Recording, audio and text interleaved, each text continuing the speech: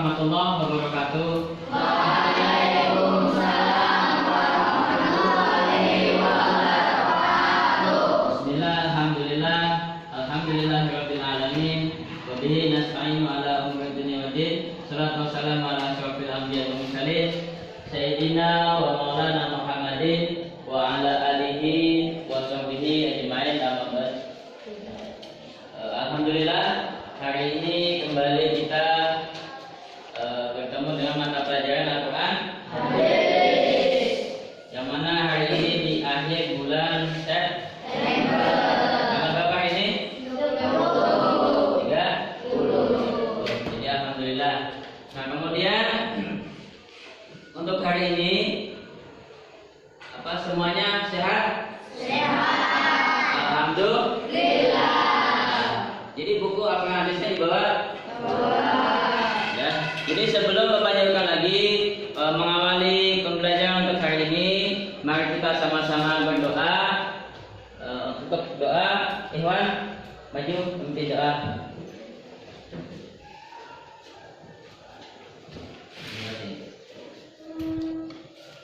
Ya, sama-sama angkat tangannya.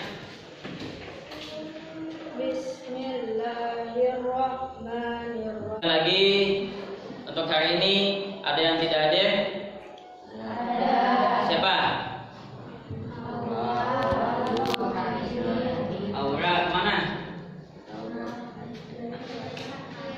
Ada keterangan? Selamat. Dan yang lainnya hadir? Alhamdulillah. Jadi Bapak ingatkan untuk setiap harinya sambil diingatkan bahwa menuntut ilmu itu hukumnya wajib. Jadi harus semangat. Itu. Kemudian tanyakan apakah masih ingat materi yang telah lalu, penjelasan tentang apa? Tentang Al-Quran. Apa arti Al-Quran? Isan, apa arti Al-Quran? Ingat masih? Hah? Belum. Kenapa? Al-Quran hadis sebagai pedoman hidup. Nah, sebelum Bapak lanjutkan tentang materi, nah tujuan pembelajaran apa fungsinya kita mempelajari yang hari ini khususnya tentang hadis? Apa fungsinya? Ada yang tahu? Aldi, fungsi kita mempelajari hadis apa? Untuk pedoman pahala. Nah, tepuk tangan dulu semuanya. Itu adalah tujuan selanjutnya adalah pengertian hadis adalah segala sesuatu yang bersumber dari Nabi. Jadi hadis itu berasal dari kehidupan Nabi. Mulai Nabi itu bangun sampai tidur, yang mati. Jadi mulai Nabi itu bangun sampai tidur. Bagaimana Nabi tidur, bagaimana Nabi makan, Nabi minum, itu semuanya menjadi hadis. Nah itu pengertian hadis. Kemudian selanjutnya adalah macam-macam hadis. Macam-macam hadis. Yang pertama itu berdasarkan sumbernya. Nah itu berdasarkan sumbernya itu ada 3. Ada hadis qauli, ya di buku sambil diperhatikan. Ada hadis qauli, yaitu yang berisi ucapan-ucapan atau sabda Nabi Muhammad. Ya. Qauli itu berasal dari bahasa Arab. Artinya ucapan atau perkataan. Jadi Nabi itu berkata atau bahasa kita bepandir itu menjadi sebuah hadis. Bisa mengantukkan. Nah, kemudian yang kedua ada hadis fi'li. Fi'li itu artinya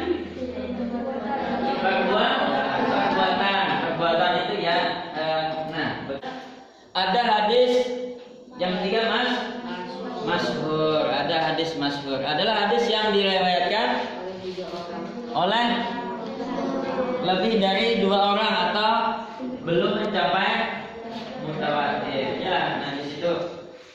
Nah, kemudian selanjutnya sebelum Bapak lanjutkan lagi ada pertanyaan? Ada? Tidak ada. Nah, kemudian selanjutnya adalah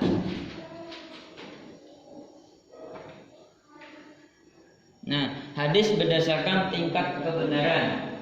Itu di buku itu ada, kami diperhatikan. Yang pertama ada hadis hadis hasan. Hadis apa yang pertama kalau di buku itu hadis sahih, yaitu hadis yang sanadnya bersambung. Bersambung itu artinya sampai ke Nabi, itu hadis sahih namanya. Itu. Kemudian hadis sahih ini adalah hadis yang paling diakui kebenarannya atau keasliannya. Contoh kita atau hadis itu mencontohkan untuk tata cara sembahyang. Bagaimana cara sembahyang? Nah, itu termasuk hadis sahih, artinya hadis yang benar. Makanya sembahyang itu kita laksanakan setiap hari. Caranya, sujud, rukuk dan seterusnya itu hadis termasuk ada di dalam hadis sahih. Itu. Kemudian yang selanjutnya adalah hadis hasan. Hadis hasan adalah hadis yang bersambung sanadnya dengan periwayat hadis yang adil.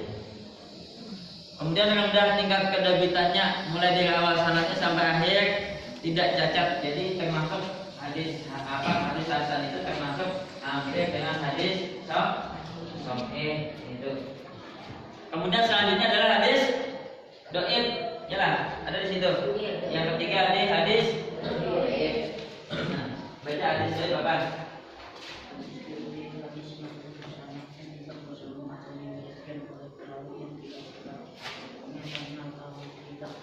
Nah, jadi hadis dhaif adalah hadis yang sanadnya tidak bersambung, atau artinya hadis itu tidak kuat atau hadis itu lemah. Nah, itu. Nah, tentang hadis berdasarkan tingkat kebenarannya ada pertanyaan? Ada. Nah, kemudian selanjutnya adalah apa saja fungsi hadis? Itu. Apa? Saya tahu fungsi hadis. Iwan, apa fungsi hadis?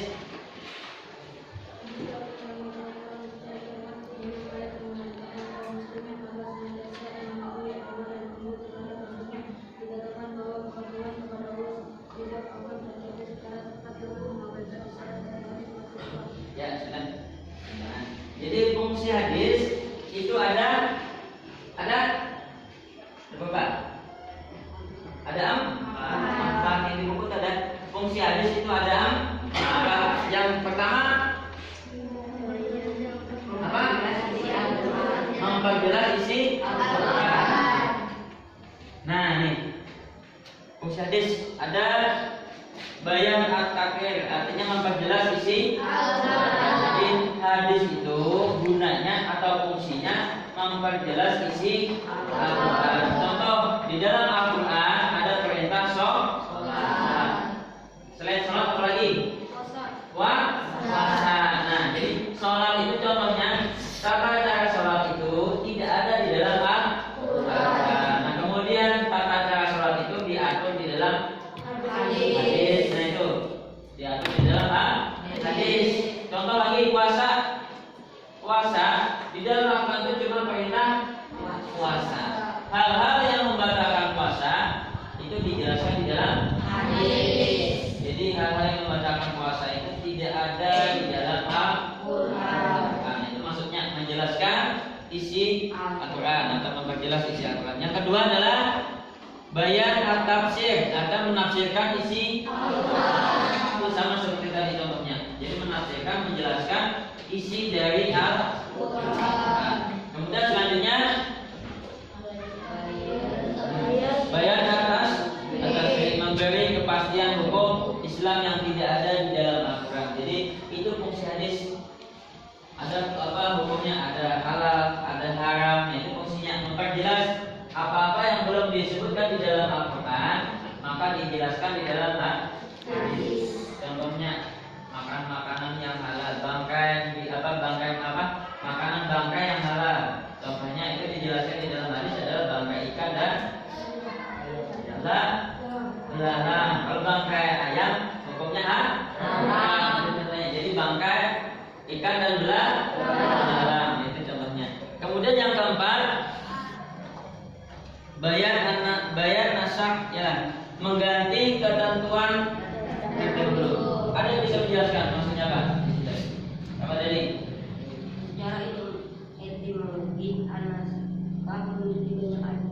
Apa? Antara lain at-takbir berarti berdepan, at-takwil berdepan atau istilah berdepan.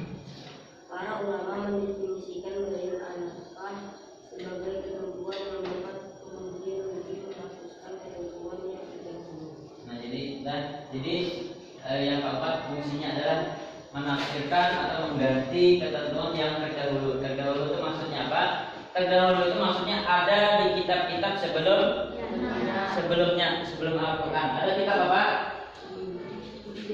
Kitab. Nah, kalau kaidah selanjutnya adalah, nah jadi hadis itu adalah sumber hukum Islam yang kedua setelah Al-Quran. Jadi sumber umat Islam itu ada dua. Yang pertama Al-Quran. Yang kedua hadis. Jadi sumbernya orang Islam kalau merasa Islam itu dua, Al-Quran dan hadis. Yang pertama itu Al-Quran. Sudah kita bahas pertemuan yang sebelumnya itu. Kemudian, nah sebagai tugas, nah itu buka di buku tugas itu ada di situ soalnya sebutkan macam-macam hadis menurut periwayatnya, itu ada di buku tugas itu. Kemudian yang kedua, sebutkan macam-macam hadis berdasarkan tingkat kebenarannya, itu apa minimal 3 itu. Silakan dikerjakan, silakan dikumpulkan.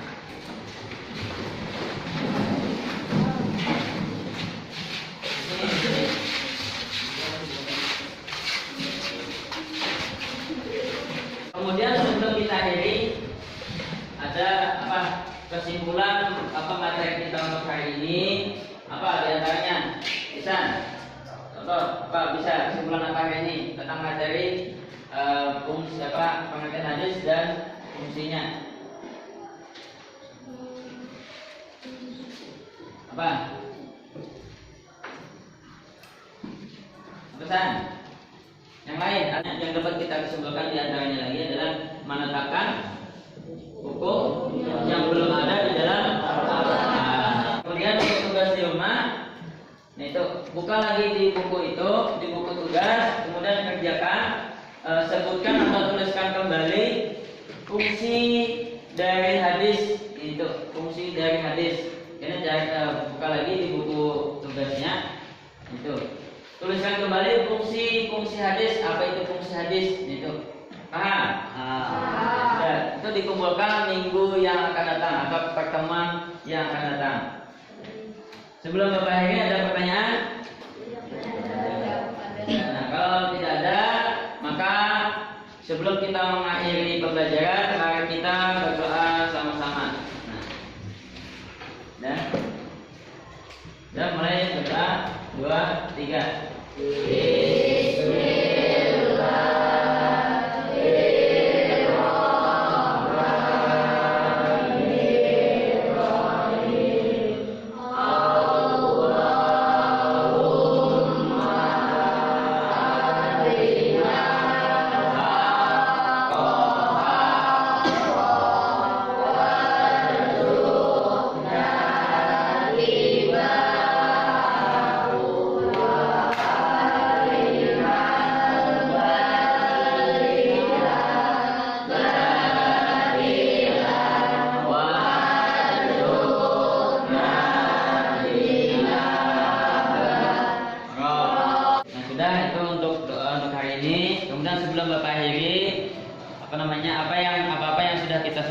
Sudah Bapak sampaikan hari ini diantaranya tentang hadis dan fungsinya, itu diingat. Nah itu. Kemudian untuk pertemuan yang akan datang kita membahas tentang bagaimana cara memakai atau mengolah hadis itu sebagai pedoman hidup dalam sehari-hari. Itu kita bahas minggu yang akan datang. Nah untuk hari ini Bapak Hari sampai di sini. Salah hilaf, mohon maaf. Bapak Hari, assalamualaikum warahmatullahi wabarakatuh.